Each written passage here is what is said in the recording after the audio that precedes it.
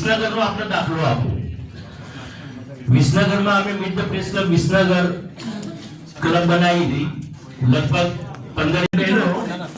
ખરેખર આમ તો એવું કહેવાય છે કે બાળક જન્મે એટલે છઠ્ઠીના દિવસે વિધાતા લેખ લખવા માટે આવે છે.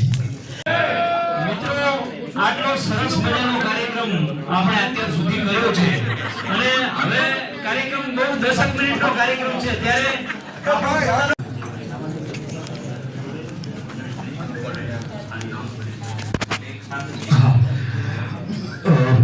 દરેક આપણા જે મહિલા પત્રકારશ્રીઓ છે અમે વિનંતી કરીએ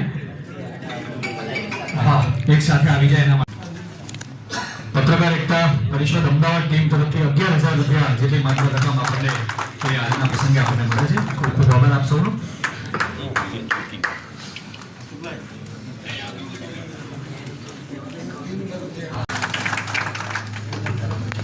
અને આપણા સૌ મહિલાઓ ભાવિનીબેન બ્રહ્મભટ્ટ આપ ઝડપથી આવશો. ભાવિનીબેન અહીંયા ઉપસ્થિત છે.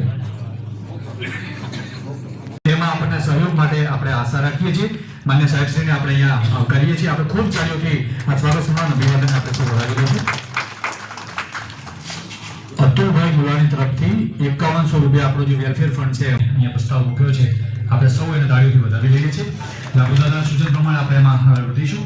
આપણે વચ્ચે આજના ગુજરાત પત્રકાર એકતા પરિષદના અધિવેશનમાં આપણા આમંત્રણને માન આપી અને અમારા મહેસાણાના લોકપ્રિય સાંસદ માન્ય શ્રી હરિભાઈ પટેલ સાહેબ આપણી વચ્ચે અહીંયા ઉપસ્થિત રહ્યા છે ત્યારે હું માન્ય લાભુદાદાને વિનંતી કરું કે એમને બુકે અને સાલ ઉઘાડી એમનું અહીંયા સ્વાગત સન્માન અભિવાદન કરશે.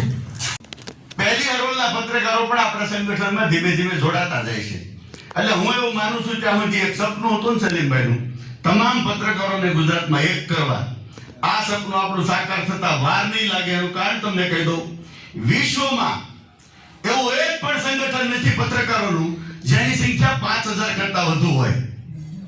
આપણી સંખ્યા 10,000 ની છે. એનો અર્થ આપણું જે અધિવેશન કે સંમેલન મળશે તેની વર્લ્ડ ગિનીસ બુકમાં આપણી ગણતરી કરશે અને આપણને એનો એવોર્ડ મળવાનો છે. ગિનીસ બુકમાં રેકોર્ડમાં આપણું નામ લખાવાનું છે. વિશ્વનું મોટામાં મોટું પત્રકારનું સંગઠન માત્ર ગુજરાતનું. આવું સંગઠન ગુજરાતમાં નહીં બાકીના એક કે પણ રાજ્યમાં નથી જેનું વજૂદ 33 જિલ્લામાં હોય અને 252 તાલુકામાં હોય.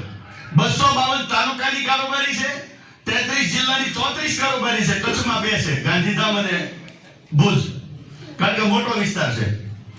હમણાં એને જિલ્લો આપી દીધો. પછી મહિલા વિંગ, લીગલ વિંગ, બાર ઝોન અને પ્રદેશ કારોબારી. એટલે રાજકીય પાર્ટીઓ પાસે સંગઠન હોય ને કક્ષાનું સંગઠન આપણી પાસે છે. બીજું, જે સંગઠિત થવા ન દેતા હોય અથવા તો સંગઠનમાં કંઈક એનું અહમ ઘવાતું હોય, આવા 5 માણસો તમને દરેક જિલ્લા મળશે. આ વાતમાં ન પડવું, આપણે જોડાઈ જવું. અને હું તો ત્યાં સુધી કહું છું, તમે એક વખત ગમે એ સંગઠનમાં જોડાયેલો હોય, આપણા અધિવેશનમાં આમંત્રણ આપો. આમંત્રિત તરીકે તો એને બોલાવો, આપણે એનું સન્માન કરશું. આપણી વાત સાંભળ્યા પછી એને રસ પડે તો આપણામાં જોડાય. એને ઘણી વખત એમ થાય કે પકડાઈ ગયું હોય પણ મુખાગ્ર ન હોય, ખોટી દિશામાં જઈ ગયા હોય. એટલે ખોટી દિશામાંથી સાચી દિશામાં લાવવાનું કામ અમારું છે.